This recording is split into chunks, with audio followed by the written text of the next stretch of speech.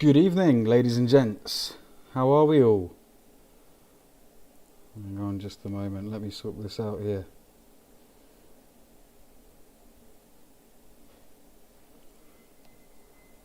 Okay, I think we're good. I think everything is running smoothly. Can you all hear me? Give us a message if you are.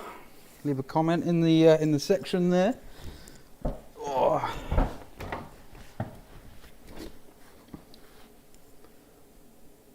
Zero Black Planet. Wow, you guys have been talking a lot in the chat. It's good. How's it going, Willow? Can everybody hear me? We all good?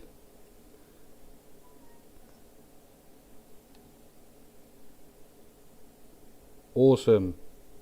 So what do you guys think of the new setup? I think this is so much better. I've been wanting to do this from the beginning, man. This is so much nicer. To be down here with her. It's big, it's big. It's really nice. We all had a good week. I've had a mental week. Busy, very busy. But we're all sorted now, ready for another week of madness. Oh. Oh. Right, let's see. We've got a few people in already. We're going to do some unboxing today, ladies and gents. Something a bit different. I haven't done an unboxing live before. There's a few packages here that I need to run through. A few of you have already seen on Instagram. Excuse me. And a lot of you asked a lot of questions about one of them in particular. The reason I haven't done a video on it yet is because I learnt a few things about this particular product that made it impossible for me to install it, so that's why you haven't heard anything about it. And that's the Daymaker headlight, but we will get to it. We will talk about it in a moment. How's it going, Rodrigo? You're not late, man. I've literally just sat down. You're good. Black Planet, good to see you again. Willow, great to see you. Tim, I like it too, man. I think it looks. This is more us, right? This is home. This is what we know. I was thinking about doing it so that you guys were that way looking at the workbench, but until I get a decent stool and stuff, I'm sat down here. It's like like when you go to a relative's house and everyone comes over and they have to get what we call the emergency chairs out because there's no room at the dinner table, so you have people eating like this on like stools and stuff. That's how I feel right now. Tabitha, it is a rainy day. It's a rainy day here as well. It's been stormy on and off for the last 2 or 3 days. We're getting there though. Hopefully we'll have some better sunshine over the next coming days. So, has anybody been riding this week? And if you have, where did you go to? How long did you ride for? Any issues on your bikes this week? That's usually the number one thing that we need to talk about, isn't it? Is whether or not you've got any issues with your bike. A lot of people are asking for this video that I promised I would put up, which was about the fork seals. People saw me put the fork covers on, those ones, and people freaked out and were like, aren't you doing a fork cover video? And it's like, yes, of course I am. Of course I'm doing sorry, not a fork cover, a fork seal replacement video. And it's like, of course I am, but all in time. I'm just one guy. Give a guy a break. Right, let's have a look in the comments here. Willow, looks good. It does. I think it does. Rainy there too. Whereabouts were you, Willow? Sorry, mate. Where are you tuning in from? The bike is under an Ultra Guard cover. Fortunately, I don't need one of those. Black Planet. Yes. Tim says it's hot and humid. Rodrigo, it's sunny at the beach too. Boulevard down to Myrtle Beach, North Carolina, about 420 miles. Nice. And did you take the Intruder, Rodrigo? Or did you take your, was it the Victory? I think it's a Victory. Tabitha, every night at least 2 hours. Awesome. Awesome. Rodrigo, headers are turning blue and yellow. That'll be because they're getting hot. I'm going to go ahead and if pipes start to go yellow, I mean, you might already know this, it could be a number of things. Age, one of them. But if you've handled your pipes by hand at any point, if you've touched them when they're cold, the grease from your hand, it stays on the chrome work, and when that heats up, it turns yellow. Autosol is really good to get them back to where you need them to be.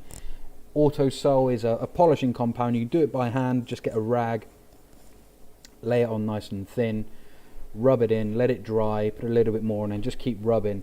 If you get a rag and wrap it around the pipe, so you've got a piece in each hand, but it's got like a loop around the pipe, and go back and forwards, you'll see the yellow start to disappear. Tabitha, been riding in the rain a lot. Good. What tyres are you running, Tabitha? If you're running in the rain, are you running the stock tyres, or are you running a third-party brand of any kind, Cobras, anything like that?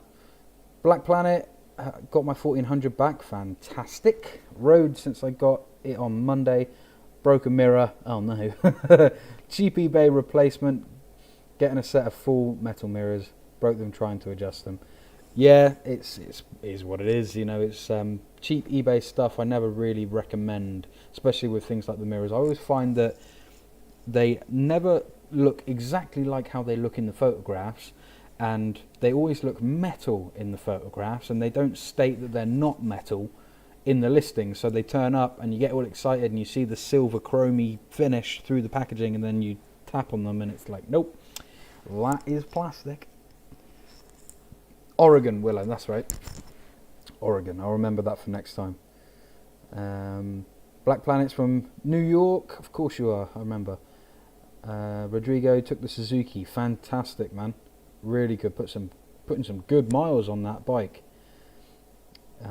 Black Planet, planning a ride from NYC to Houston, Texas. On your own? That's a hell of a ride. From what I know, I don't have a map of the US here, but from what I can think of, that's a hell of a ride. You going by yourself or going with a group of friends? Willow, first ride and dropped there, not hard though. Well, you know, I think if there's anyone in here that hasn't dropped their bike yet, they will at some point. I have. It's not a great feeling, not gonna lie. It's not great. It's embarrassing and it's scary, especially when there's cars behind you waiting for you to try and pick the bloody thing back up. I was fortunate when I dropped mine. I was on like a camber around a corner, and this old guy in a tiny little shopping cart of a car was in front of me, and he slammed his brakes on. We were only doing 5-10 mile an hour around this little horrible corner, and he slammed his brake on for no reason. There was nobody in front of him.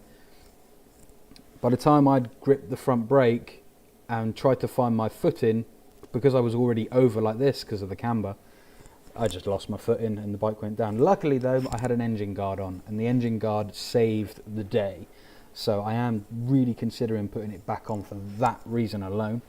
If you don't have an engine guard, you can get really nice ones online, so it's worth considering, because you will drop your bike. You will. Even if you're the best rider in the world, you will drop your bike at some point when you least expect it. Tim says my 1400 is all apart down to the frame. Wow, man, that's pretty awesome.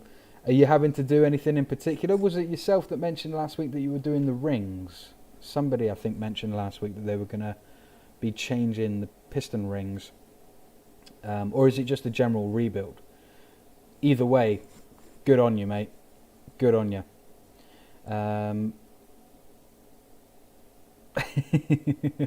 Some of you spotted somebody else in the chat at the moment. Look closely in the chats and I think you'll find there's someone of interest to me watching along upstairs. Rodrigo almost reached the 3,000 mile mark. That's epic. 3,000. I think I've put 2 on mine. 2,000 in the last year anyway. Or not in the last year because I've not ridden it, but in the year before I tore it apart, I think I put around 2,000, maybe a little bit more. Quite a few long rides. Rodrigo, dropped my victory on 495 Beltway during AM rush hour. Was wearing suit pants, so after I got up, I mooned my rashes out. Yep. Tabitha, from West Virginia to Kentucky, about 2.5 hours in the rain, on and off. Stopped like 5 times to put in gas. Yep, you will need to put in gas a lot with these bikes if you're running the stock tank, especially if you've upped your jets. I mean, I've heard horror stories of people have jet in their carbs and then only getting 2/3 of the capacity, two-thirds of the miles to the gallon. So that's something to bear in mind. I'm actually considering having some saddlebags made up by a good friend of mine and having a dedicated part in one of those pouches for like a 3-4 litre jerry can for fuel. Willows, got impressed with torque because bike was up driveway in 3 chugs. Looked down at the next chug, felt front wheel leave road. It happens to the best of us, mate. Don't worry about it. Black Planet, yesterday I was riding home and ran out of gas on the top of the hill, front of high traffic. Like I said, it happens, man. It's even if you had something like get yourself one of those metal thermoses, something like that, a bottle like this, not a plastic one, but you can get dedicated. I mean, they're just remanufactured flasks as petrol cans, but you can get bottles about this size, about 1 litre, 500 ml to a litre, and metal, and you're allowed to fill them up. Well, you are in the UK anyway. Is fill them up, keep it in your pouch or keep it in your rucksack, keep it on your bike somewhere nice and safe, and then you've always got that backup just in case you do fall into that trap of running the tank dry. Let's see, Rodrigo, can only brave about 110 miles, then I start getting nervous. I'd say 110 was was pretty extreme. I start getting nervous around the 85 to 90 mile mark. You know, it all depends on how you ride. If you're quite comfortable and you like to cruise below the speeds that a lot of us would or whatever, you could probably get 110 to 120 out of it and then be on fumes. Personally, I always get nervous before the 100 mile mark. Willow says next spring planning coast to coast and back. Wow. So which coast are you starting from again? Sorry, mate. I remember you just told me where you were, but I need to get a map, really, don't I? I need to get a map of Oregon. Okay, so is Oregon, is that... What coast is that? I'm assuming Oregon? Oregon. My geography for the States, I'm afraid, isn't great. I'm learning, though. You guys are helping me along. I'm getting there. Rodrigo... Could you do a line to an alternate backup tank on the bike that feeds into the fuel pump? Yeah, absolutely, you could. Most definitely. What I would do, though, I'd run the line down to the fuel pump and have some sort of auxiliary hydraulic switch, like a tap sort of switch, that you'd still have to gravity feed it to a degree, though. But yes, you absolutely could run an auxiliary tank into the carbs at the very least. West to east, then back. So that side to that side. So you would be basically heading towards New York, correct? That's the east side, right? Yeah. Yes. Tabitha, I have Shinko tyres on my Intruder. Shinko, I've never owned. Never heard bad things about them, though. I've heard quite good things. I've heard they're quite cheap in comparison to a lot of other brands, but I've heard they're very good for the money, very good value. R2, welcome back. I also have 110 mile mark. Usually, then need to find a gas station fast, not jetted the carbs yet. Yeah, it's again. Anything past 100, I my butt starts to quiver. But anyway, right then, guys. So, couple things that I wanted to run past you. As you can tell by the title, we're going to open some packages in a minute because I just need to open them because they're here and they've been sat here for a long time. Thank you for those of you that have been to the new website, and your feedback has been incredible.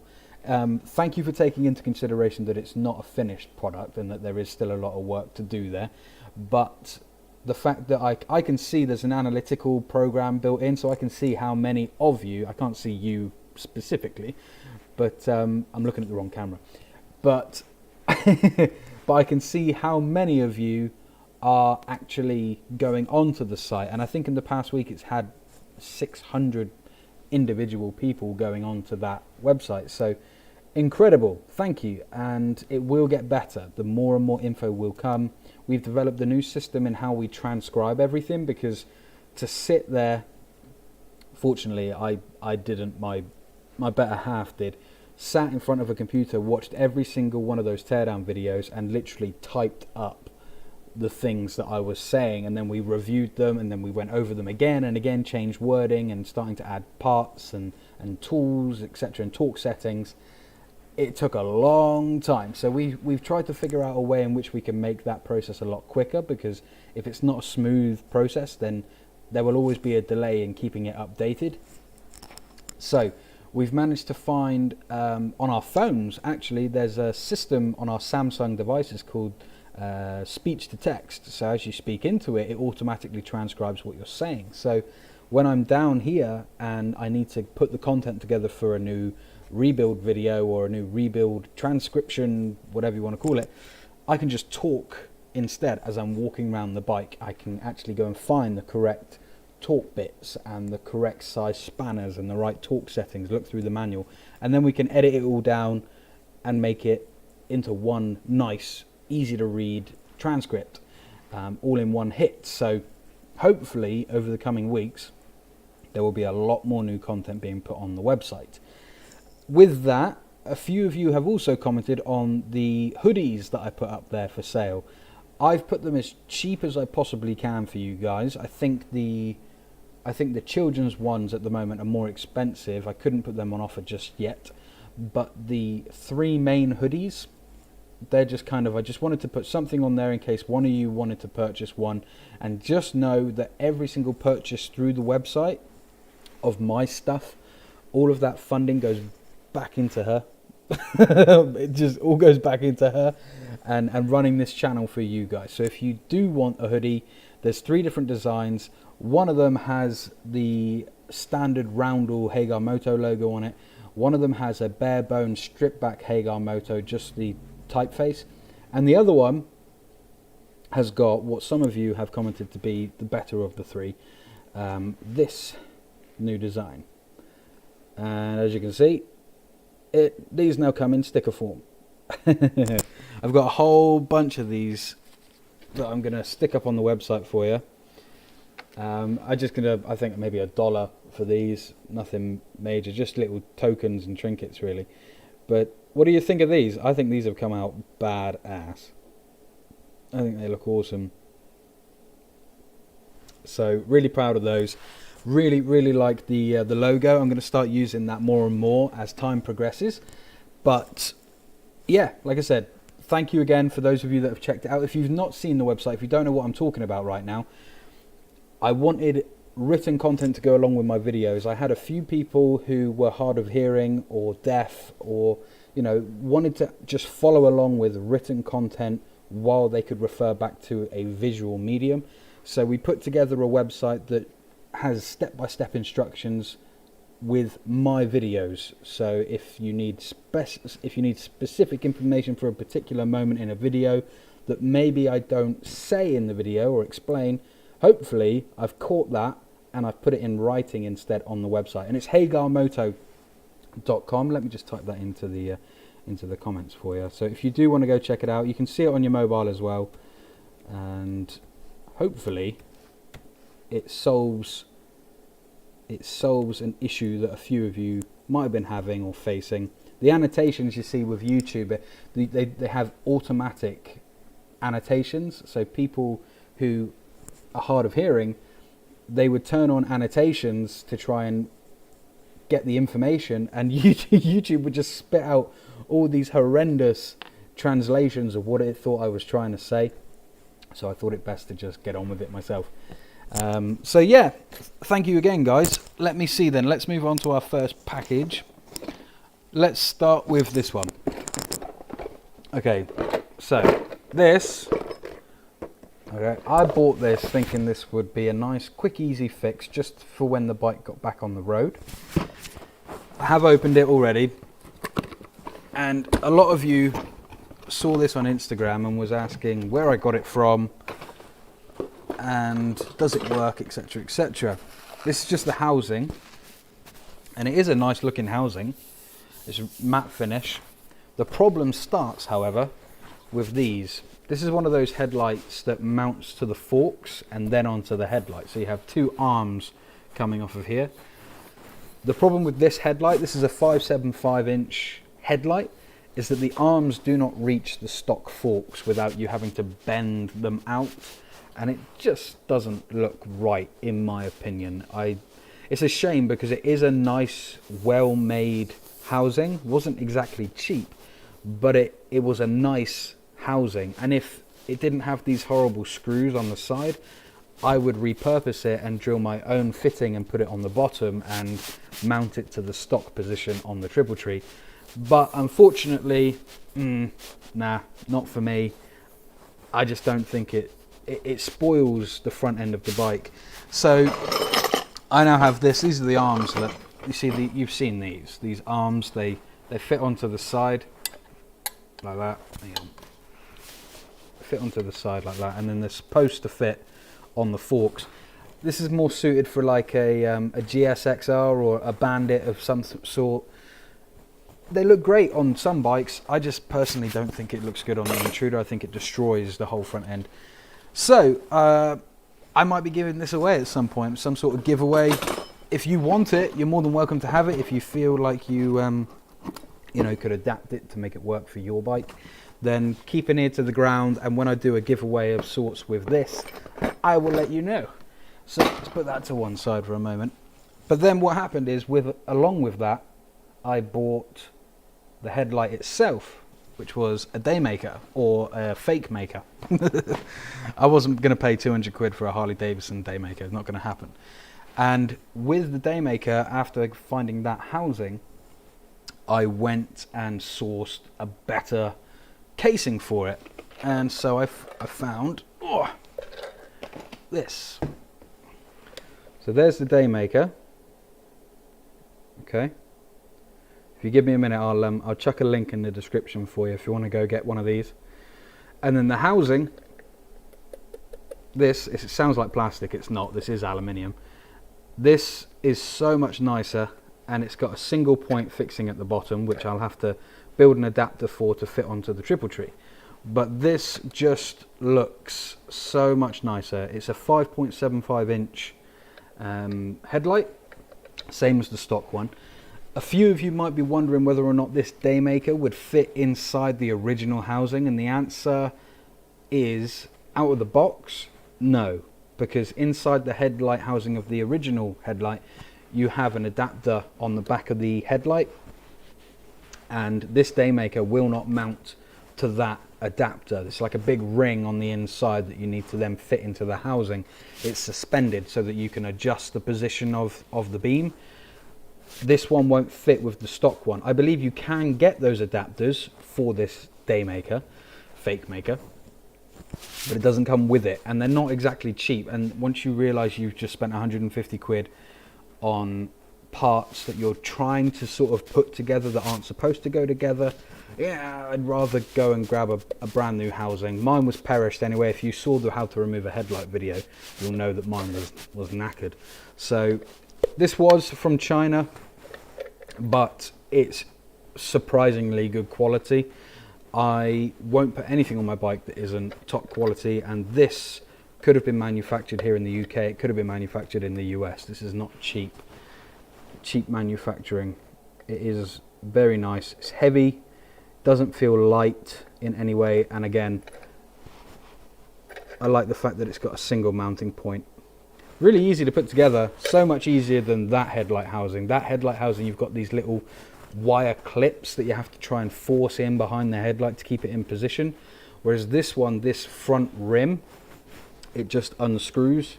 There's a little bolt down here that unscrews, and you just put that over the Daymaker, tighten it up, and it's done.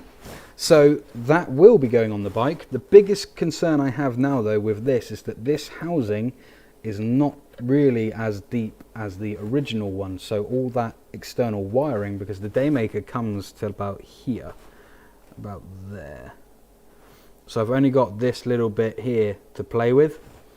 So we might be looking at doing some form of wire relocation. So yeah, we might have to think outside the box. There's a few things I'd quite like to try, you know, put in the excess wiring in the air box, because I'm not going to be using the air box because I'm going to be running pod filters. So I've got that box at the front that's watertight, and if I ran the wires a little bit longer, I could route them into the air box on the front, and then back out to the headlight, and then back to the CDI, back to the battery, etc. So something to think about. I've seen a few people do it, so I will definitely consider that. And I'm pretty sure you guys would love to know how to sort out the wiring in the back of your headlight once and for all. Let's have a quick look down the comments. Rodrigo says custom bracket to mount it like OEM. Yeah, custom bracket, or just some sort of plate that's got the two downward, the two bolts that go into the triple tree, and then if there was maybe it was a right angle. I'll tell you what, actually, I'll find it in a minute. I've got an adapter already for a different headlight. It's like a right angled square right angled piece of aluminium that's got a thread on both sides. If I could adapt that to fit to two bolts, yes, you would need to adapt that single mounting point, definitely, or adapt the triple tree. There is a hole there in the center of the, well, just behind the center of those two little holes. There's a chance we could work with that, so we shall see when we get to it. Black Planet says, I just got my hoodie. No way, did you? Which one did you go for, Black Planet? I personally, I think this one on the website looks epic, you know. If I had one, I'd show you, but I don't have any here. Plus, what kind of bloke would I be if I wore my own merchandise? I'm not turning into one of those blokes. That's just wrong. Willow says loves the satin black. Yeah, on the headlight housing, it is a nice housing. Like it wasn't cheap. It was recommended with that Daymaker headlight. And they are supposed to go together, but for this particular setup, this bike, they just don't work, not with that housing. So I had to go with that chrome one. But I think with I think I've made the right choice. That the front fork covers being aluminium polished, the new triple tree that will be going on is polished headlamp. I think the front end is going to scream polish, you know, along with things like this. Some of you will know what this is. You know, all the little bits and pieces for the front end seem to be turning very polished. So let's keep it with that theme. I can't wait to show you how to put this in. It's so simple, but what it does, do you know what it does? Some of you might have already seen this, but this little thing from Ryan Winter's Machining, game changer, absolute game changer. Let's have a look down here. What is the diameter on the clamps? The clamps, you mean on the original, this headlight housing, Rodrigo? The clamps, I'm assuming you mean the diameter of where the fork would go. They will fit. I think they'll fit up to a 53. The problem lies, though, is where they won't actually, because if they're attached to the headlight, let's see if I can get you to see this. If they attach to the headlight there, they don't go out enough to reach the forks, and it just looks horrendous. Let's have a look. Yeah, so you'd put that, I think, yeah. Put that clip in there. So it will focus. Focus, there we go. So you put this piece in there, and you bring it round the fork. Oh. There's another one in here. Don't worry, ladies and gents, I got it. There's another one here. There we go, like that. Then you put a bolt through this hole here, clamp it together. Yeah,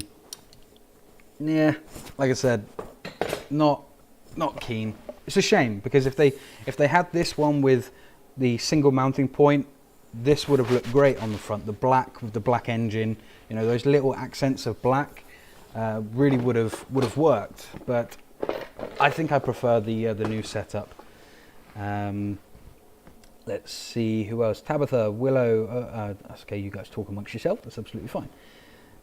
Willow says it's a 2000 Tabitha, just in case you hadn't caught that. Rodrigo, dude, that lamp is awesome. It's nice, right? Again, I do think it's gonna look nice. Although I am gonna be honest, which I feel I don't want to have to be honest, but this yellow halo around the outside, I'm going off it the more I see it. I mean, obviously the light's going to be on, so you'll never really see the yellow LEDs.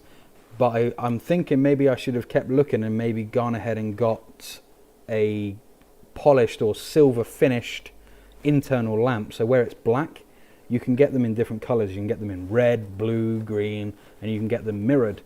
But that probably would have just been a little bit too far. Let's see. Rodrigo again. Lucas style clips. Can't tell you how many times I've pinched my finger trying to get those damn clips in place. Yeah, not great design. Not great. Wiring. Hell yes, says R2. I'd love to see the rat's nest moved away from the headlight housing. I think we all would. There's a few solutions out there, but you have got to invest quite a bit of money. Oh my word, what is the name of that company? I think it's like Blue something. I think somebody finished that in the comment section. Something blue systems, blue whatever. It's like a little box, and it's got its own motherboard and system inside it, and you can just run individual wires to each individual component on the bike, and it takes care of everything. Gets rid of all that unnecessary wiring. Something I'd love to have. Black Planet Viking hoodie. Well done, sir. That's awesome. You will. I'm hoping that the shipping will be quite quick. Given I know the whole pandemic thing. I'm hoping it won't be too long. I think it's somewhere between 7 and 10 working days at the moment, and that's through Royal Mail here in the UK, Royal Mail International. So, but keep me in the loop. If it doesn't show up within 10 days, hit me up on one of these live streams and I'll chase it for you. But thank you very much for your support, man. I really appreciate it. Willow brake caliper adapter. Yes, it is. This little beauty here. This one. Can't wait to get that one fitted. I might have already test fitted it. Not because I didn't know how to put this on, but because I got a new set of Takiko 6 pots and wanted to make sure that those Takiko 6 pots fitted that adapter, which they do. So there will be a video on that soon. Let's see, Black Planet. How do you guys feel on adding an additional lighting bar? Lots of people do. Do you mean on the front? A lot of people put them on the engine guard. They clamp 2 individual spotlights to the engine guard, or put it up along with the headlight. Personally, I like my bike to be as skinny looking as possible. I think it's that kind of bike that suits being really skinny. Whereas, say the what is it? The M801 or the M108 Suzuki Boulevard Intruder thing that, you know, I personally am not keen on, but that would suit, because it's a wider bike, it would suit more lights on the front. Otherwise you might look a little bit off. Depends on your setup, man. If you've got like a slightly wider setup, like foot pegs out to the, footboards off to the side, maybe you've already got a big engine bar, big tank, etc., big rear wheel, it would probably work really well. But like I say, I personally like it. It looks nice and skinny. I'd quite like that. Rodrigo, won't be yellow when it's lit. No, it won't be. I'm really just, there is a delay with you guys tonight. Not your fault, it's YouTube. There is a massive delay. These comments are only just coming through. I have a red one. I have a red one on my Ninja. Yes, exactly. So you can get them in different colours. Tim, what seat and rear fender do you have on your bike? I have no idea. Well, no, that's not completely true. The rear fender, I know because I've been looking for new rear fenders for the bike, is a Harley Fat Boy, I believe. I think it's a Fat Boy or a Fat Bob fender. it was quite a popular modification, I believe. There's a fender called the Spooky, which is designed for this bike, and it sticks up in the air, like the dove sticks up, and it looks pretty cool. There's a couple guys on Facebook that have got that setup with either the Spooky fender or a fender like this, and I think the previous owner was going for that look. The seat, I'm not sure, and it confuses me because it doesn't look stock by any means, but it's got the CDI fixing point, so I'm leaning towards it being a custom seat made for the previous owner or the owner before that, because it's definitely not a stock seat. The rear saddle that's not on there at the moment is just a little tiny square, whereas I know the stock ones is like it's a lot longer and then it dips down into the front seat. So I'm not sure, there's no markings on it. I've looked underneath like the side of the leather to see if there's any stamps or anything. There's nothing, but there is a fully molded, metal molded seat pan with an insert for the CDI box, so I would lean towards it being a custom seat. Let's see, Rodrigo, Moto Gadget, thank you. that's the term that I was looking for. It's been a long week. Yes, Moto Gadget. Moto Gadget are the guys that produce, it's literally like that big. I think there's a Moto Gadget 2 now as well, which is their latest and greatest. Never used them myself, but only hear great things about them. They can be quite in depth. You do need a basic amount of knowledge in regards to electrics and how things like that work. I believe they give you a whole instruction manual, but if you want to challenge the removing the ridiculous amounts of wires on these bikes, that's the kind of gadget that you want to go ahead and look into, definitely. Moto Gadget Blue, M unit, blue unit, yes, that's the one. Chris says, are you changing the buckhorn handlebars and going with old stock drag bars? I will be changing the handlebars. I haven't quite decided yet because I've got the new triple tree from Petrol Moto, and I need to put different risers on the triple tree compared to what I've already got. I have to put different handlebars on anyway. So I've got a few different sets here. I've got 2 sets of T-bars here that I could use on the new triple tree.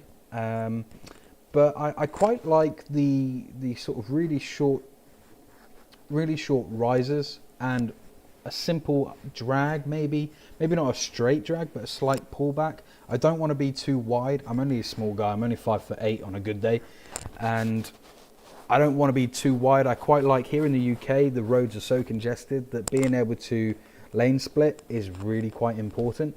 So I quite like the idea of sort of shoulders in front, but hands not like off to the side or anything like this, but quite comfortable. The buckhorns are really comfortable, but they look ridiculous, and it makes your riding sort of feel like you're riding a horse, you know, like you're really cramped up, and it just doesn't work for me. It's comfortable, and for long rides, buckhorns are a great idea, and in fact, I think buckhorns are actually going to start coming back into fashion. I think motorcycle engineers and companies are going to start putting stock buckhorns on the bikes over the coming 3 to 5 years. I think history's going to repeat itself. But personally, yeah, I'll be putting something on there. I'll keep you in the loop. Don't worry about that. I'll let you know. Songstars, how's it going? Tomorrow, I hope to get my clutch working with the reverse bleeding method. I got air in the system, so the clutch is not working with bleeding the system from the top. Definitely give the back bleed a go. If you need any of the tooling or anything like that, there's links in that video on the channel if you need any of the syringes or anything. A guy who watches the channel, Dwayne, I don't know if you're in the chat right now, my friend, he mentioned that he had success with that method as well a couple of weeks ago. Last weekend, I think it was. He was on a live stream with his group that do a live stream, and he said that he tried to bleed the system 14, 15 times over the course of a week, 2 weeks, tried the reverse bleed method, and instantly got the results that he wanted from the first 14 attempts. So, and this is not something I discovered, ladies and gents. This is an old method. Like, guys have been doing this for years, but not everybody knows about it. So if you are ever bleeding a clutch or a brake hydraulic system of any kind, always try and go with the flow of the air. The air always wants to go up. Bubbles will always rise. So if you can encourage them by bleeding the system from the rear or from the lowest point and going up, you're automatically making it a lot easier for yourself. So that's really good, Songstars. I really hope it works for you. Watch the video and don't forget that you still have to prime the system. You know, still have to pump on that lever a little bit once you've got new fluid through. Drain the old fluid, suck it out with the syringe, get rid of it, and just keep doing that a few times to put fresh fluid through. But best of luck with it. Let us know how it goes next week on the live chat next week. Tim, it's definitely not. I was thinking it's a Mustang seat. Maybe.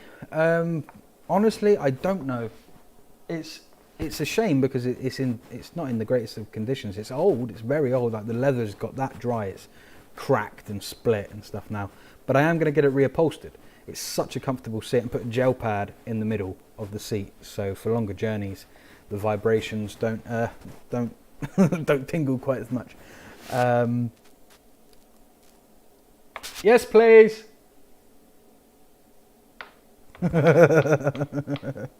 Some of you will understand why I just did that. Rodrigo, also make sure the bike is upright as well. Absolutely.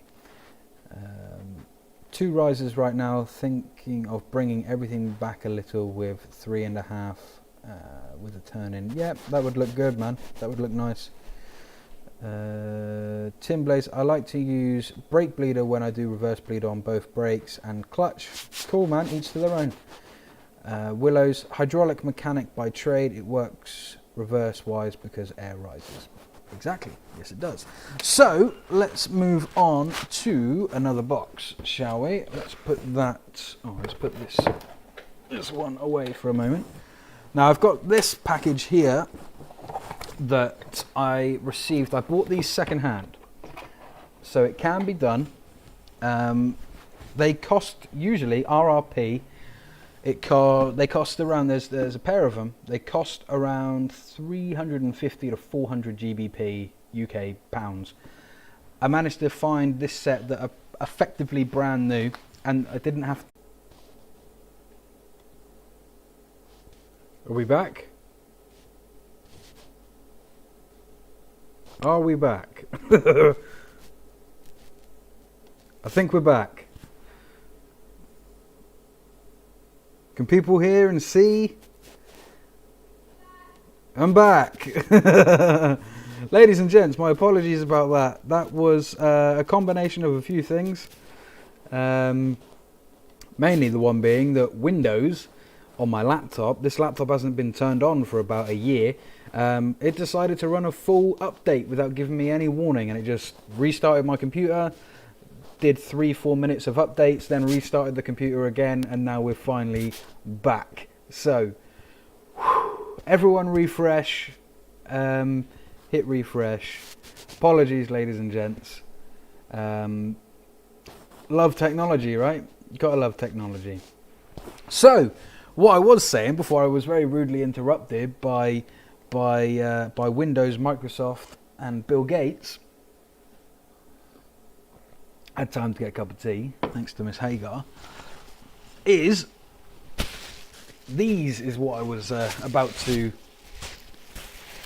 unpack for you guys. Now these are pretty special things. Let me just pull up my little viewer here so that I can see what I'm showing you. A lot of you are going to know what these are. In fact, I imagine all of you are going to know what these are. The tea is very good. Thank you, Mrs. Hagar. Very good indeed. Very nice. So, these are Harley-Davidson progressive suspension. I believe they're 12-inch rear shock absorbers. Heavy-duty ones. These aren't the standard 412s. These are the Harley heavy-duty ones. I managed to get these, like I was saying, these as stock off the shelf. They run around 350 to 400 pounds. I managed to get them for 150, and they are second hand, but there's not a mark on them, which I'm really excited about. No rust. The guy said that he bought his Harley and then switch these to an 11-inch shock. So I'm really looking forward to getting those put on the bike. No, they're not 11-inch. I like to have... Miss Hagar often comes on the back of the bike with me. So, and I'm not exactly the skinniest bloke in the world. So I need to have that little bit extra. They're 12-inch. But yes, you could put an 11-inch on, but although I would recommend only going as far as 11.5. Because otherwise you are going to get a lot of fender slap. And you will need to put some sort of protector in there. Let me just find out what's going on here for some reason. Okay, cool. 11-inch progressive this winter, Willow. Good. That sounds awesome, man. Just like I said, just be aware that if you do plan on taking a pillion at any point, you might get some fender slap. But I know a lot of the guys out there are riding solo intruders, so with an 11-inch solo intruder, you really won't have a problem. There he is. Don't be like Bob is in the house. For a few anyway. Good, man. It's good to have you here, dude. Thanks for coming. What do you think of the space, Rob? So much nicer, right? So much nicer. Oh, I'm a bit flustered now after that. Rob, you just missed all of the drama. My laptop that I told you about earlier that I was using for downstairs, it just decided to run a year's worth of Windows updates and restart my computer without warning and cut off the live feed and everything. So that was good fun. Oh.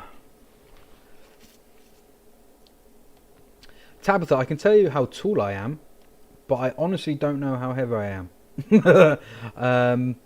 I'm 5'8" on a good day. On a really good day. You know, a bit like a sunflower. I get a bit taller when the sun comes out, but that's about it. Yeah, me too, Rob. I think it's great. And somebody bought a hoodie today. I think it was Black Planet purchased a hoodie this afternoon, which is incredible. Again, thank you for that. Really, really appreciate it. The Viking one, the Hagar Viking emblem. I think that one's the best. Anyone that's just joining us, these came in the mail recently. What do you think of these? These little stickers. I think they're pretty epic. I think they came out awesome, you know. You're going to start seeing a lot more of this guy. So, yeah, progressive suspension. I'm not going to put these on until the rear fender has arrived. And in order for the fender to arrive, I need to order it. But before I order it, I need to decide what fender I'm going to go for. I would like to go for a Thunderbike Evo kit, but I can't justify £500 on a rear fender kit. Not this time of the year. What with everything going on, you know, maybe that's something to look for in the next 6 to 8 months. It'd be great to own one of those. But I do like my fender. My Harley Fat Bob. I can't remember which one it is. It's one of them. It does look good. I'm not keen on the stock light that's inside it. If you've watched any of the videos, you'll know there's this horrible stock plastic light thing in there. Stop light. It's not the best looking sort of thing. He said stickers, all American like. Did I? Stickers? How did I say it? Are you just taking the mickey out of me now, Rob? What else have we got here that I can show you guys? Right, and I think it's the last package. The last package, right? This is a hot topic, and it's been a hot topic on the forum for the last year, and it came up again twice over the past 2 days, and we need to have a discussion about it. So I'm going to open it up, and you guys are going to roll your eyes, but I don't care. We need to talk about this. Let's see. This is a question that a lot of people who are only just getting into these bikes ask, and often there are questions with anything with the forums, regardless of what the topics within the forums are. There is always a few questions that always come up from the new people, from the people that are just getting into it, and this is one of them. And can you guess what that question is? Come on. and get this blooming thing out. There we go. It is an unboxing live, so got what you came for. Can't get it out. Look at this, is taped on the inside. What's going on here? Okay, so it's that shape. No, it's not coming. Hang on, we're getting there, we're getting there. Say it again, I didn't hear American. No, I didn't hear American either. Okay, well, this box is, there we go.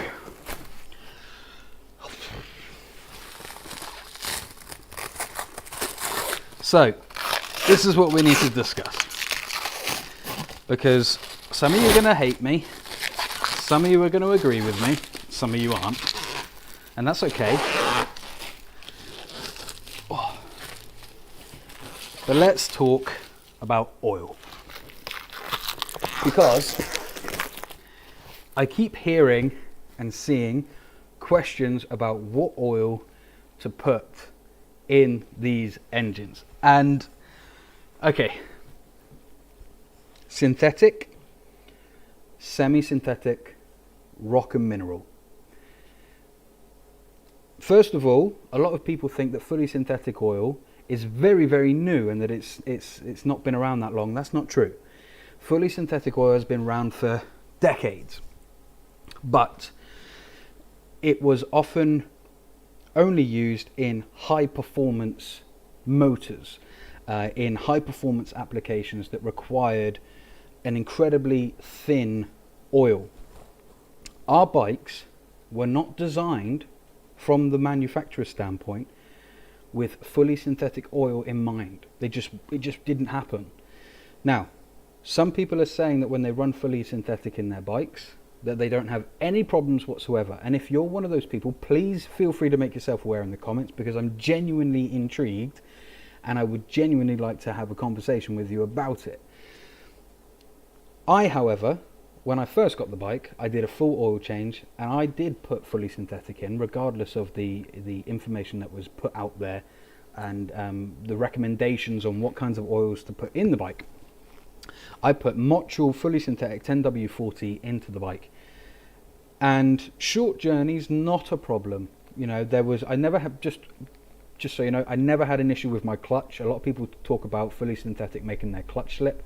I never had a slipping clutch, but I did have a slipping clutch from the get-go because my clutch was wearing out. I ended up putting Winter's springs in there. But what it did do on long journeys, when the engine was getting significantly hot and I'm doing 75, 80 mile an hour for 2 hours at a time on the motorway, highway, when I would pull over, I would notice that there was oil coming out of the head of the engine, past the head gasket. Never happened when I had regular oil in. Never happened when I had mineral oil in.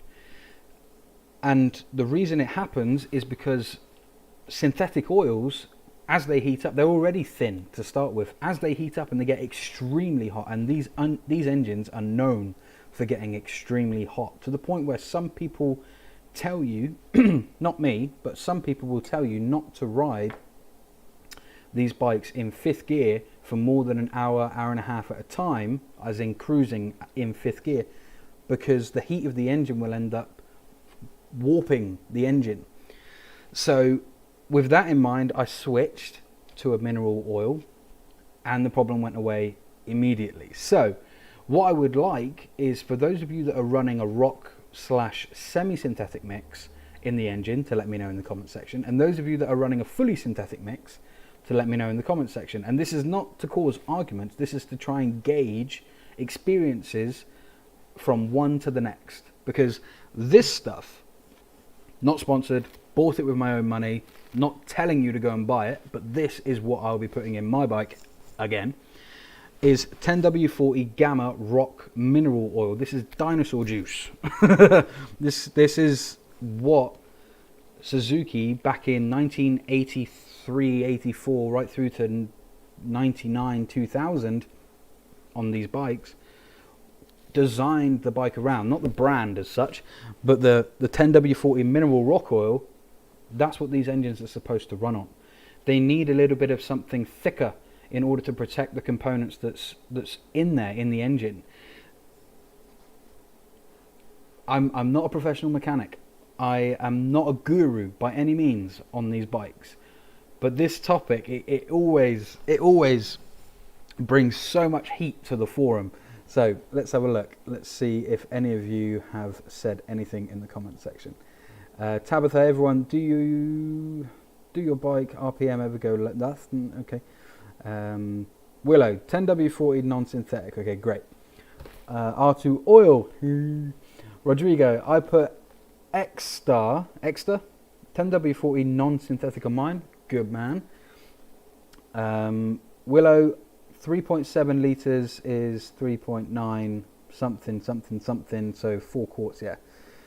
Always put fully synthetic in my mobile oil on my Boulevard 250. Should put just conventional. By mobile, do you mean car oil? Mobile, a car and truck, right? You mean this stuff? This stuff here? I mean, this is semi-synthetic, but this brand, right? This is designed for a car, diesel and petrol. With any of these oils, the long and short of it is, does it protect the components? Does it have a low soot rating? Because any kind of oil, they have a soot rating, and if that is quite a high soot rating, for a motorcycle, it can be very problematic because you're going to get a lot of carbon buildup. You're going to get a lot of soot, literally soot, building up on all your components, and throwing it out into the atmosphere through your exhaust. You'll get a lot of backfiring, and you will get some problems there. This stuff is designed for old motorcycles. You know, this is what they used back in the 90s. This is sort of standard. This is bog standard stuff. This is not an expensive brand. You know, sure, I could buy fully synthetic and chuck it in there and it would last longer, but at the same time, if I'm doing 2 hours on the road, I bet I'd get seepage as well from somewhere on the engine.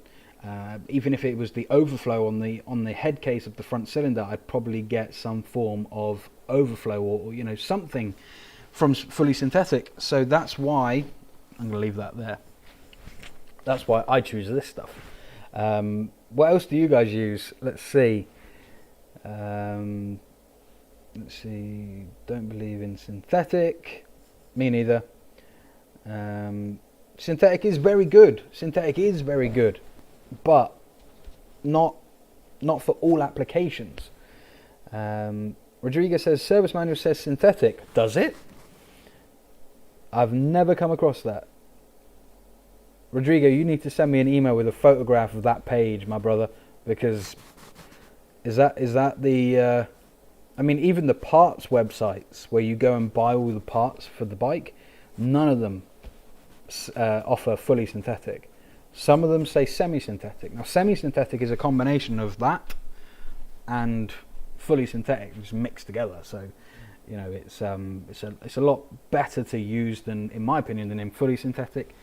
But you will often hear people talk about how they have a clutch slipping with fully synthetic after so many miles. Engine getting really hot because the oil is so thin. It's a hot topic. This is my 2 cents on it. This is the stuff that I will be putting in my bike. There's a brand that in the States you can get, can't get it here in the UK, that is sworn to be the greatest motor oil of all time. I wish I could get it. It's called Retella, and I can't get it. This is the next best thing, though. This is the next best thing. Let's see what else. Rob says, I personally have never trusted synthetic. Here in the States, 15W40 Retella. That's all I run in my bike and my Jeep. Exactly. I wish I could get Retella here. I think it's called Rimula here. The closest we get is called Rimula, but it's not the same. Jacob, I use synthetic Motril 5100 Ester 10W40 4T every time, no problem. that's honestly interesting, because the horror stories that I hear, that people are like, I don't know why my clutch is slipping, I've put new springs in, I've done this, and then the thing they forget to talk about first is that they've got fully synthetic in the engine, and then all of a sudden they change to a semi or a rock based mineral oil and the problems go away. Whatever works for you, great, but I personally have had bad experience with fully synthetic oil, not just in my bike but in my van as well. Let's see, Rodrigo Woodoo, thank you. Would be really interesting to see that and see what is actually said. I haven't got my manual down here, otherwise I'd start digging through. Willows, when I changed the oil and filter in mine, it had 5 to 6 quarts of oil in it and was a leaker. Put 4 quarts, hasn't leaked since. Yeah, if you overfill these bikes, they will spit oil out everywhere. R2, we have always some nice heated discussions around engine oil as well. Some people have been riding the VS1400 for years with no issues with Delvac. I'm assuming that's a fully synthetic. You're absolutely right. Lots of people do. They ride their bikes for years with no problems with fully synthetic. But it does seem to be a small minority of riders that have been able to get away with it. Fully synthetic, it is a high quality premium type of oil. If I could run it and not have the problems that I experienced, then I would. I think we all would. You know, you just would. Why wouldn't you? But if you've had a bad experience with fully synthetic, it's really hard to then come out of that mindset and go back into using it. It's nothing more tedious than having to drop oil, put new oil in, drop oil, put new oil in. You just throw in 20, 30, 40 quid at it every single time. Let's see, Tim could send you some. What are you referring to there, Tim, my boy? Are you talking to me or somebody in the comment section? Sorry, I didn't catch that. Myself, I'm using Bellray 10W40 mineral oil. Good man. Tabitha, Mobile 1 fully synthetic 3-way protection engine transmission wet clutch primary. Good. That's the key, ladies and gents, is that it is a wet clutch system. So you need to make sure that the oil you're using is for a wet clutch. Tabitha, you missed my text before, Willow.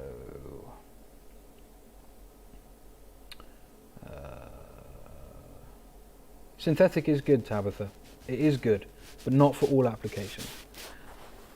Let's see. All right, Rob, you take care of yourself, man. Thanks for joining in for a minute. Really appreciate it. I'll catch you soon, man. Give me a call a little bit later. Tim, I could send you some Rotella. Could you really, Tim? Can you do? I didn't know what the legal status on sending fluids across the pond is. Is there any sort of restriction? If you're over the pond, that is. I might be wrong. You might be here in the UK.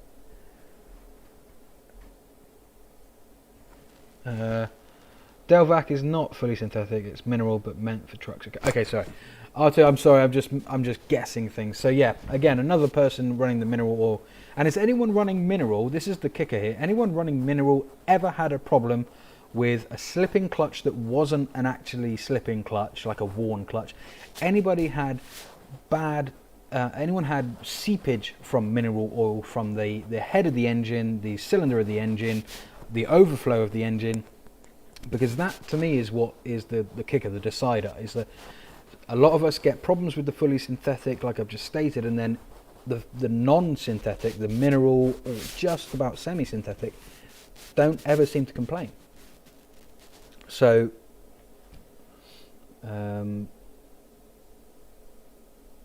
Tabitha, what oil have I to use for my Intruder? Oh, look, like I've said, it's kind of down to personal preference and personal experience, Tabitha. This stuff is, you will not have a problem with it. I mean, okay, I shouldn't have said that. The chances of you having a problem with rock mineral oil in an old engine, bearing in mind, I don't know what age your bike is. Mine's a 96, 97 year. Fully synthetic is incredibly thin. And while you might not experience anything visually wrong with your bike, think about it, 2 pieces of metal that are constantly rubbing together. If you have to lubricate those 2 components, wouldn't you want that lubrication to be as protective as possible. Sure, there's downsides to mineral oil as well. The main one being how it's really not great for the planet. You know, fully synthetic, it is what it sounds. It's synthetic. It's that man has had intervention with that oil, more so than mineral or rock oil. So there's pros and cons to both. I personally want to know that my bike is fully protected from the inside out. And I do not trust fully synthetic oil, especially when that synthetic oil always tries to get out of my engine after I've put it in. R2, yeah, there you go. Use mineral oil, not synthetic. So it's a 98. So yeah, same sort of year as mine. Like I said, it's a recommendation. It's not gospel. Okay, I'm just talking from experience and from the knowledge I've gained of speaking with other people who use synthetic, semi, and rock. Yeah, you're right. Poor dinosaurs, Mrs. Hager. Quite right. Oh. So, again, anybody that's been running mineral or rock ever had a problem with it? Because we need to get both sides of this argument.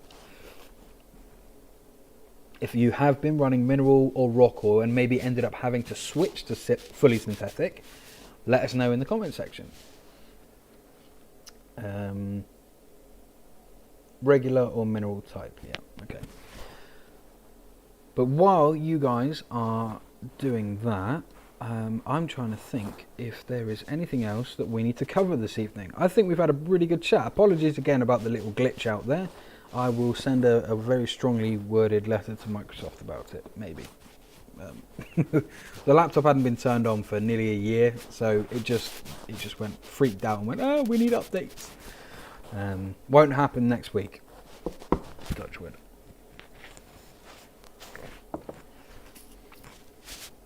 Again, Tabitha, different engines require different applications of oil, and you know, the way the manufacturer designs said engine often revolves around oil.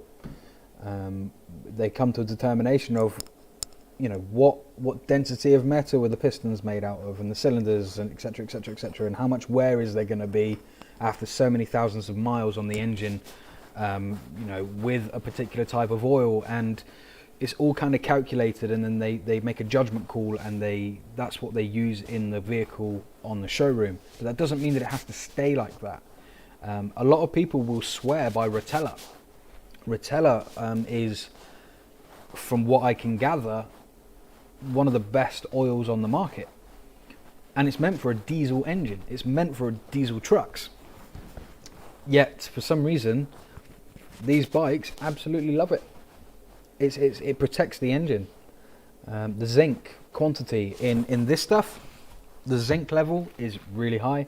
Same with Rotella. That's another component you want to be checking. Let me see if I can find out if it states how much zinc is in this thing. No, it's not going to tell me. There's no ingredient list on this packaging. No, but zinc. You want as high as zinc percentage of zinc as possible. That's what protects the components.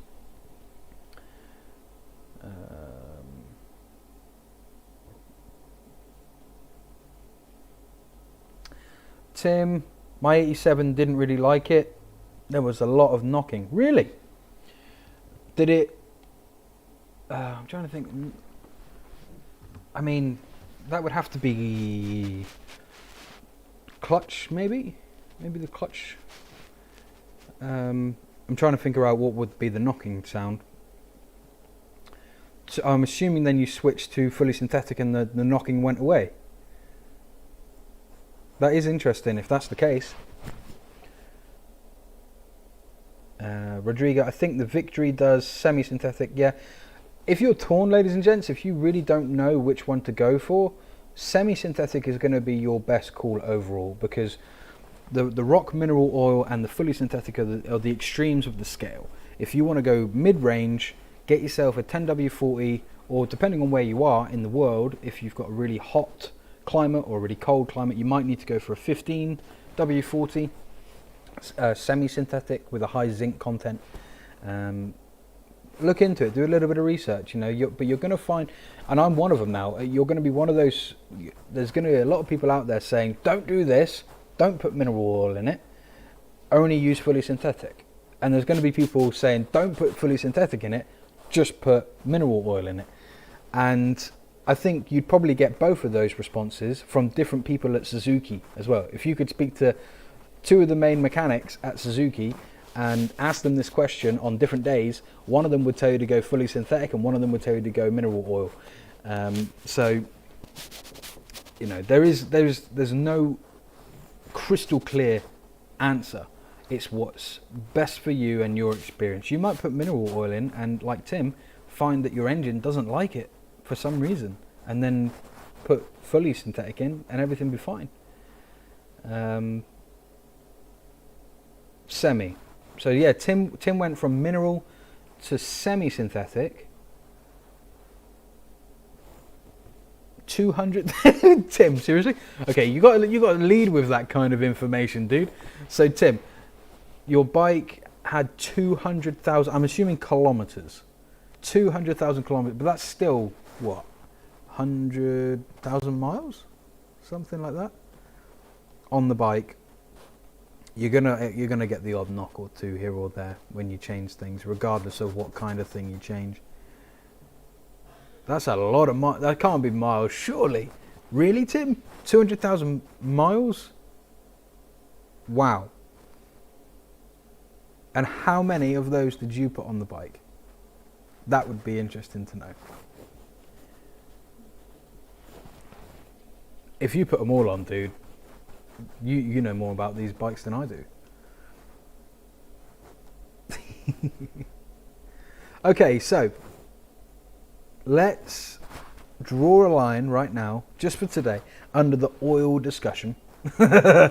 Because I didn't want to do it. I've been holding off on it for a few weeks, but it's interesting to know that some of you are genuinely having really good experience with fully synthetic, and some of you aren't. Rodrigo says, I'd love to do a full engine rebuild when mileage gets that high, then get another 200k under it. That would be pretty awesome. That would be awesome. People think I'm mad that I've done this on this one at 18,000 miles. And now that I think about it, I think I was a little bit mad to do a full rebuild, well, a top end rebuild on this at 18,000 miles. But it's done now. But is it? Oh, right, okay. Right, so the title said I did a boo-boo. Well, I have to talk about something. Hang on, explaining myself. Oops. Okay, so this is what I need to explain. And I wasn't gonna. I was gonna pull a Paul Daniels, and I was gonna do a little switcheroo. But I thought, no, I'll be honest. I've got to tell you when I mess things up, as well. So this is one of those days. So have you got your popcorn? My bike, as you can see, is back together. It runs. I tested it. I didn't put out a video of it, but it does run. I had to make sure that the timing was right and that the engine would turn over and that I hadn't killed the engine. So I tested it and it runs. I rode it up the road, back, turned around and came back. Just a little 1 minute blip, and I came back and I parked it up, and there was oil leaking from the engine. There was a pool of oil starting to appear under the bike, and so I followed the oil and realized that it was coming from where? The head gasket. Now it's brand new head gaskets, and you guys saw me torque down all of those bolts as per the manufacturer's specifications. At first I thought it was just, oh no, I've left the bolt untorqued. That's not the case. It dawned on me that I did something that you should never, ever, ever, ever, ever do when rebuilding a motorcycle. And you all need to take note of this. If any of you ever take apart your engine and you've never done it before, or you've got limited experience with taking apart an engine, you have to take the heads, regardless of whether you're putting new ones or old ones back on, you have to take the heads to be skimmed. What happens to the heads when you release them after they've been under that much torque for that longer period of time and under that much heat for a long period of time? So say this bike's now 23 years old and it's done 18,000 miles. It's a lot of heat in that engine over the course of 23 years and a lot of torque on those bolts. What happens is when you release those heads, they often warp ever so slightly, like to the point where you will never be able to tell whether that head has been warped. You have to go get it measured. When I took the heads off originally, I went and got the heads measured, and the guy on the business estate that I'm on, the garage down the road, measured them. He said they're absolutely fine. They've only done 18,000 miles. You will not have a problem. Put them back on. So that's what I was going to do. I then found that the front head had problems and I needed to replace it. Remember? If you've been following from the beginning, you know that a very, very kind gentleman sent over a front head from the States for me to use on the bike, because the front head on mine was knackered. And I was so excited to get that head, and I was so grateful for it that my mind just blanked the fact that it had come off of a different bike. A different bike with a different age, with a different amount of miles. And I put the head on, timed everything. That's why I've got a leaky front cylinder, because I forgot to go and take the heads to be planed, or skimmed, is what we call it here. So now, ladies and gents, that engine right there has to come out. The engine has to come out. So we all make boo-boos, and I'm being honest. I'm trying to be straight with you guys. I cocked up. I messed up. It was a penny drop moment. I was so blinded by the excitement of being able to rebuild the engine that, because I'd already been and had the heads measured and checked, even though this was no longer my head that I was dealing with, in my head I'd already done that. You know, I'd already cleared that. I didn't even think about it. So massive, simple mistake that is now going to cause me probably 2-3 days of heavy wrenching. That entire bike has to be stripped again. The engine's got to come out. And because it's a drive shaft, the rear wheel has to come off, the swing arm has to come off, then the engine can be pulled. So I've got to pull the engine, take the heads off, take them to be skimmed. So yeah, good fun, right? But that's something that you really need to take note of if you are ever taking the heads off, even if you are just inspecting something on your own bike. If you're taking those heads off, you need to be prepared to go and get them skimmed regardless. Doesn't matter how long you leave them off for. Doesn't matter. As soon as you take the torque off of those head bolts, the warping begins, and you will not be able to spot it. You will not be able to see it. It's not like you can put the head on the table and it will rock side to side if it's warped. It won't.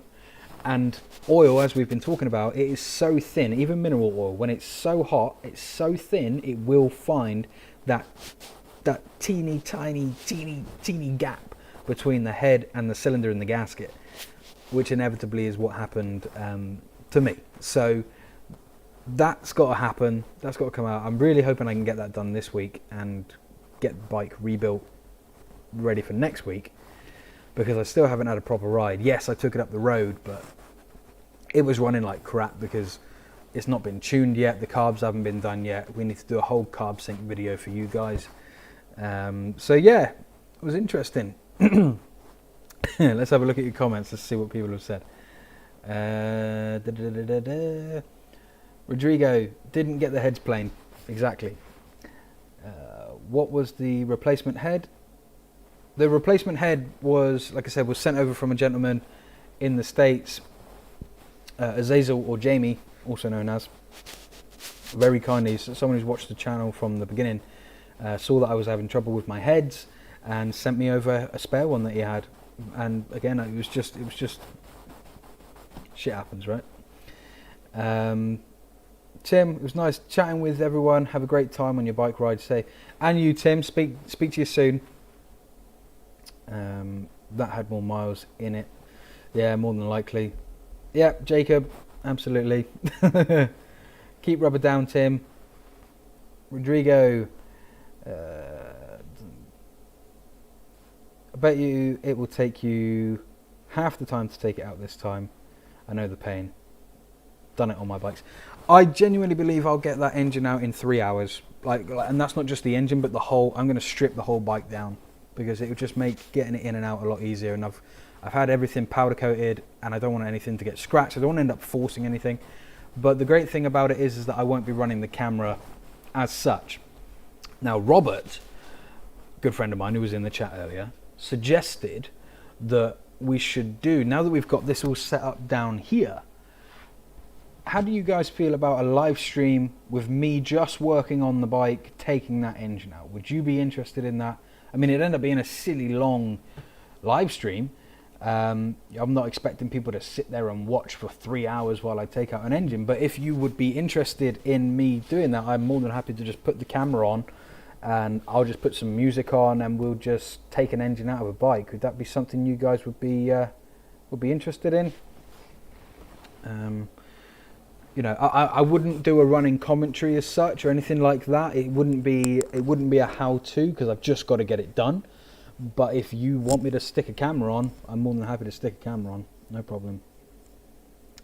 Let's see. Tabitha, did you go make video fix the leaks? I mean, fix the engine leak. Are you talking about what I just spoke about, Tabitha? The oils. It will be sorted.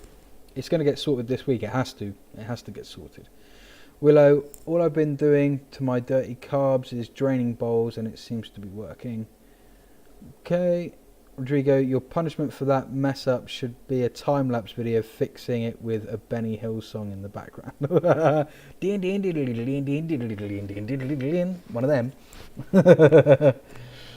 Adam Scott, all engine heads needs to be checked before reassembly. Use a straight edge with a feeler gauges. Yeah, exactly. My oversight, completely my oversight, man. Like I said, the first set, when I took the original ones off, went and got them checked by a good friend of mine who's a professional mechanic. And he did all that. He checked. He was like, yeah, not a problem. The bike clearly hasn't been what we would call here in the UK ragged.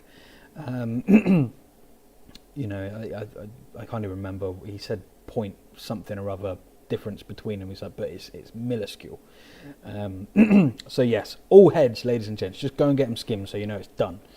And make sure you do both heads. Don't just do one and not the other, because you're effectively, if they're this big, if they're both the same and you get one skimmed, obviously it's not going to be that dramatic. But even if it's just that, you're changing the compression on one and not the other. You need them to be symmetrical. You need them to be identical. So make sure you get that done if you are skimming. Get them both done. That's why I'm having to take the engine out. I can get the front one off, no problem. But I need to get the rear one off as well. Adam Scott, use new head bolts. Yep, you can use new head bolts as well. I like Rodrigo's idea. Yes, yeah, we'll see. R2, if we can hear all the cursing, yes. Okay, maybe. Tabitha says, I'll sit for 3 to 4 hours and watch what you're doing. Dude, you don't have to sit and watch the live stream for 3 to 4 hours to see how I'm doing it. There's a whole video on the channel on how to remove the engine. You know, it's already there for you. You don't have to watch the live stream.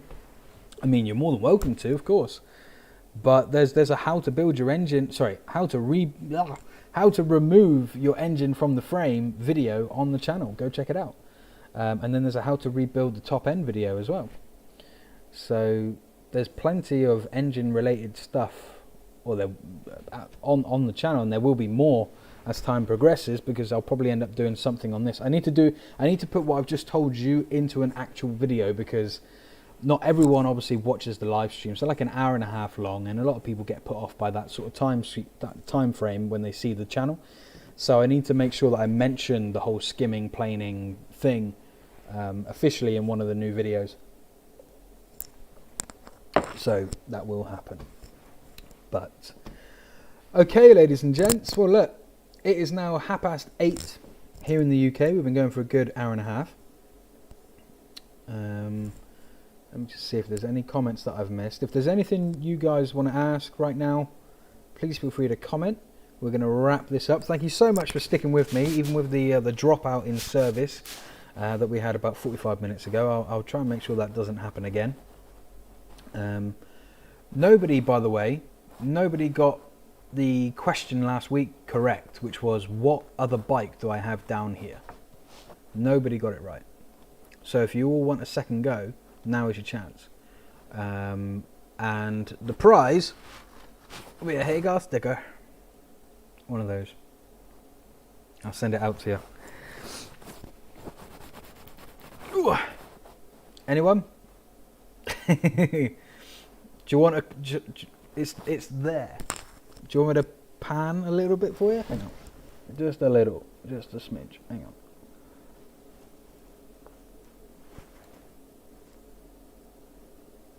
on. Okay.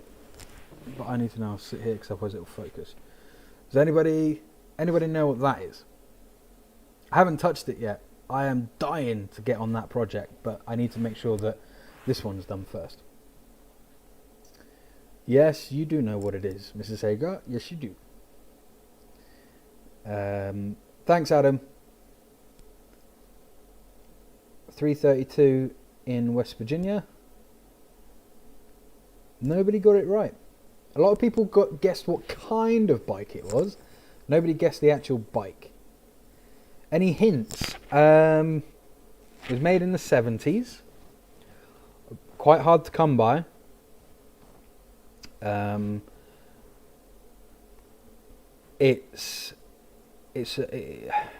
want to give it away. I can't tell you. I can't. Is that a guess, R2? Or yeah, of course, it's a cafe racer or a tracker or tracer, whatever you want to call it. No, it is not a Honda CB, Scott. Adam, sorry. It is not a Honda CB. It is Japanese. I mean, would you guys be interested in seeing videos about this bike? You know, I know you don't know what it is yet, but a cafe racer build, I think that'd be pretty sweet. It's not a Harley. Not a Harley. You want to see it, don't you? Yeah, it's going to be a flat track racer of some kind, Rodrigo, but that's not the brand. That's not the engine. I'm looking for numbers here, ladies and gents. Numbers and letters. Willow. Besides cafe, I don't know. Okay. Do you want to just know? Okay, you've got to type hashtag yes if you want to know what it is in the comment section. Leave a hashtag yes.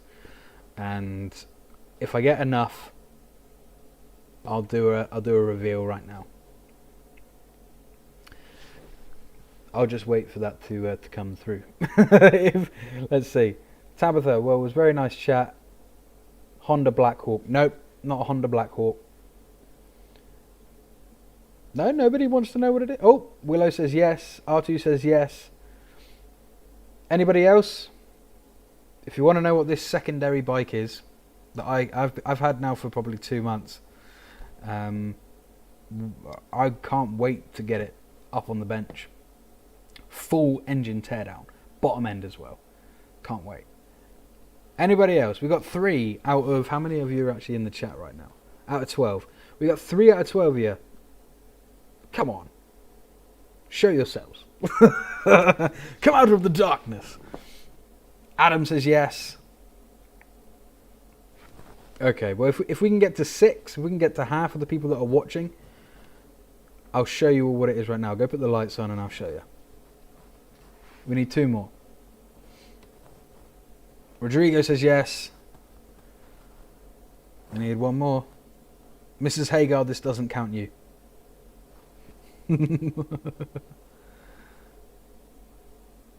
Oh, I tell you what, Mad Max Racing, pretty close.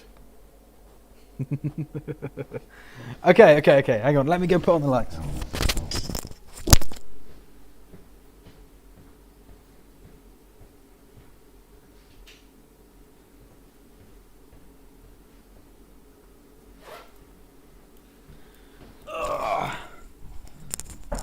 Okay, so make sure that this doesn't happen. There we go.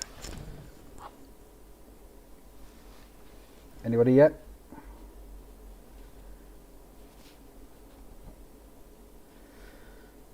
What is it?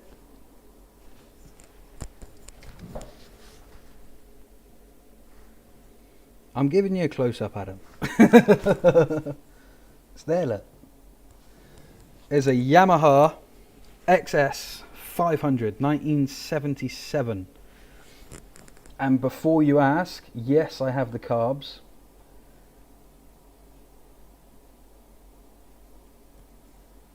So I can't wait to work on that, man. The fact that it's already got that line, not keen on that rear fender though. That thing needs to go. It needs to just be flat across the back. So what do you think? If people want to see videos on that in the future? I've not done anything to it yet. This is how I bought it. Picked it up incredibly cheap. I mean seriously cheap, to the point where I thought the guy was joking when he told me how much he wanted for it. But, you know, doesn't run. So it will be a complete build up, you know, to get it running. So let's see. Wait.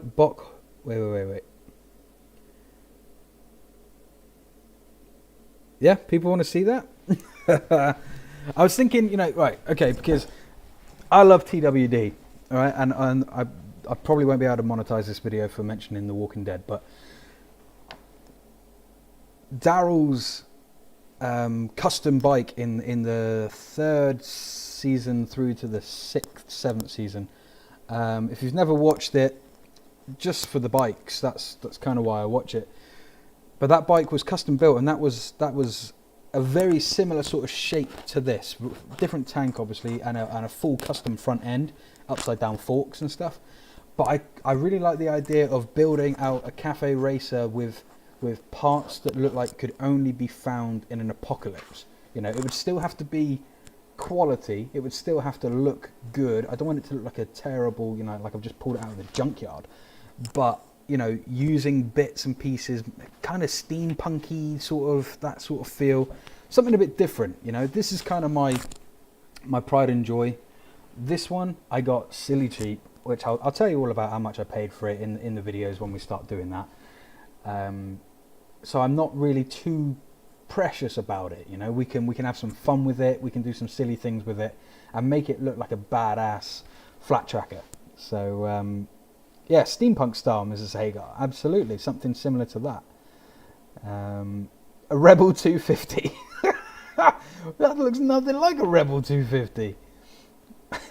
Question by Willows: do you think turbo from Hayabusa could fit on these? Ooh, I have no idea. I don't think you'd need to, man. I mean, don't forget the purpose of these bikes, you know. It's a cruiser. It will do 110, no problem, if you really need it to do 110.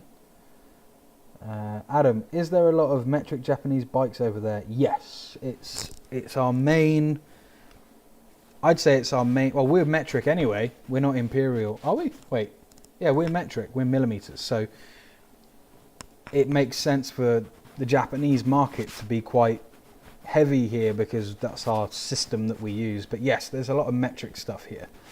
From what I understand it, that the XS 500, it's quite hard to get your hands on in the States. Correct me if I'm wrong, but a lot of Japanese stuff, I believe, is quite hard to get in the States, especially stuff before the 80s. Let's see, Black Planet. I'm currently restoring a 1970 CB350. Ooh, nice. Let's not go too far into the whole CB XS stuff. This is Intruder talk. Rodrigo, I'm about to start working on a 93 Cowie 500EX. Lovely. Adam Scott, Are parts hard to find for the 1977? Yes, very hard. I'll give you an example. 2 seconds. So I think the reason this bike was so cheap, hope you can hear me, hang on. I think the reason the bike, the Yami, was so cheap is because he told me that the piston rings had just been done. But the head, you can't see it right now, but the head isn't sat right. It's not been put back on properly.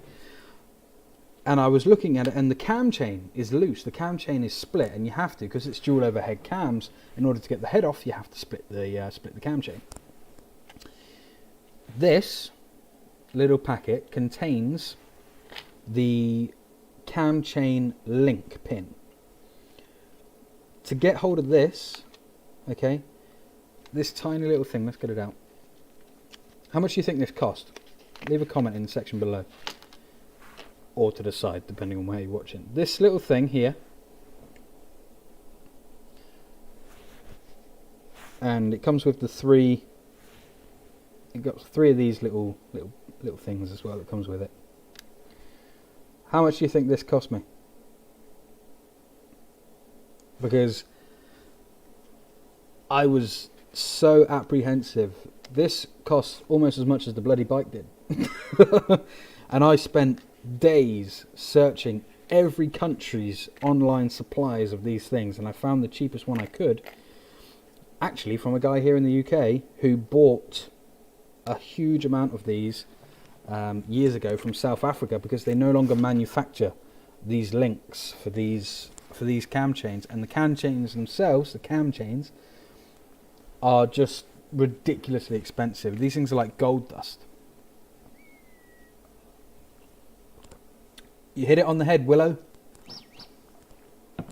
Yes, it was around 60 quid for that little tiny joint. So I think the guy who had the bike before me did it all, like went into it guns blazing, went to start putting it all back together, realised he had to get a new link, and then went online. I was like, how much? What? No way. That's more than I spent on the rings. So I think that's probably where it ended for him. I might be wrong.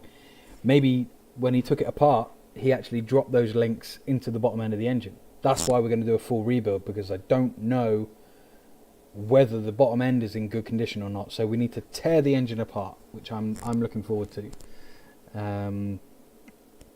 Let's see.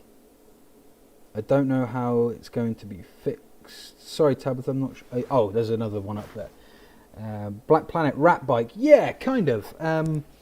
You know, but I want it to be good. You know, I don't want it, there's some rat bikes out there, and kudos to the guys that do it. There's a few around here, right, where it's just like, just rust. That's it. That's just rust. And they don't lacquer it, they don't anything, and the whole bike is just bright orange, rusting away. And it's a great rat bike. It always wins, you know, best rat bike at a bike show. But this one, I kind of want it to look more, like I said, more like it's been put together with what was in the garage. Like that's all that we had that we could to put it together. We didn't go out and buy new shiny parts for it. We used the parts that we've taken off other bikes, and we've made the best out of a bad situation. That's kind of where I want to go with this bike. Tabitha, I mean, how hard since I don't know anything about fixed bikes is why I'm here. Absolutely. Adam, that would scare me off. Hard to find any crazy. That would scare me off. Hard to find and crazy expensive. Yes. I took a punt. Massive punt. I mean, it wasn't a big punt though. That's the thing. The bike was cheap. The bike was really cheap. And the possibility of owning one of these bikes here in the UK outweighed the potential for having to send this bike to the scrapyard. These bikes don't exist here in the UK anymore. You just can't get them, and if you do find them, they're £4,000, £5,000, £6,000 to buy. They'll be showroom quality, excuse me, but they you just can't get them, because I believe, if I remember correctly, I might be wrong here, but during the 70s, Yamaha, they brought out the 500, then they brought out the 650, XS 650, which is what, like Shade Tree on his hardtail chopper. That's what he rides, the 650. And then you had, I think they brought out a 750 as well, and they had this issue with the naming of it. It changed from TX, I think it was TX to XS in the mid 70s, and it never really took off the showroom. It never really was that popular, and it was down to branding more than anything, more to marketing, which is why they changed it from, I think it was TX to XS, and then they started to see their sales slowly increase, and then they brought out the XS 650, 750, etc. But yeah, it's if I can get this bike running, it will be a beautiful little gem, because nobody around here where I am has got one of these. So I'm excited about the Yami project. Apologies for those of you that are here for the Intruder stuff. I wasn't planning on talking about the Yami tonight, but why not, eh? Why not? It'd be a fun little project. It'll have its own dedicated playlist, and you know, we'll just tinker on it. I've never worked on a dual overhead cam engine before, so it's going to be a new experience for me. So it won't be how-to videos as such. It will be more like follow me along kind of videos, like let's do this today and see what happens, you know. So yeah, I'm excited about it. It should be good fun. I'm hoping to get that started in the next month or so. Once you know, I've ripped the engine out of that one again, and taken the heads to be skimmed and rebuilt, and then we can hopefully ride it and get a moto vlog on the go. Let's have a quick look through your questions. Last couple minutes now, ladies and gents. Heading towards the 2 hour mark. So let's see. Rodrigo didn't either until I decided to pick up the wrench and do it. Exactly. Mad Max Bikes, Fury Road. Willow, I have less than 150 in my non-runner and paid 1150 for it. Wait, so you paid 1150 for the non-runner, and you've only put 150 quid into it to get it running? Adam, headaches usually are cheap. Yeah, they usually are. But perseverance, man. If I can get it to run, I'll get it to run. You know, there's the wiring on these things there's nothing to them. The workshop manual I did buy the workshop manual, and I think it's like a sixth of the size of the Suzuki Intruder manual. I'm not holding out any hope for it. It could be a completely dead bike, but I promise you, the price I paid for it kind of justified the punt. See you later, R2. Take care of yourself, man. Willow, it's very impressive. Yes, absolutely. So, okay, well, look, I paid 200 quid for it. Engine, frame. The frame's been powder coated recently, by the way. Not by me, by the previous owner. New front tyre. Carbs. Check the carbs. Everything looks good with the carbs. There's no wiring harness, so I got to make a wiring harness. And I got to sort the cam chain out. I paid 200 quid for it. So it was kind of worth the punt. Yeah, exactly. Okay, guys. So look, I'm gonna wrap this up. It was great to talk to you today. Great to be down here in the garage doing it, as opposed to upstairs in the office. So much nicer to be down here. Again, apologies for there not being a proper video today. Some stuff happened during the week, and I just haven't had time to get on the bike properly and tear the engine out yet. If you are interested in a live stream of me taking the engine out of the bike, I will do that probably at some point this week, and hopefully we'll have a full-blown back to normal scheduling next week with the regular uploads, etc., and the how-to videos and whatnot. But thanks all for sticking around. Really appreciate your time. Thanks for checking out the website. If you haven't been over to there yet, again, it's hagarmoto.com. Transcripts there on how to do things. I'm constantly trying to build on that. There's a lot of updating needing to be done as we speak, but you'll get the idea. It's a growing process. Hope you enjoy reading that and checking it out. Adam Scott, 1977 valve springs, not the best.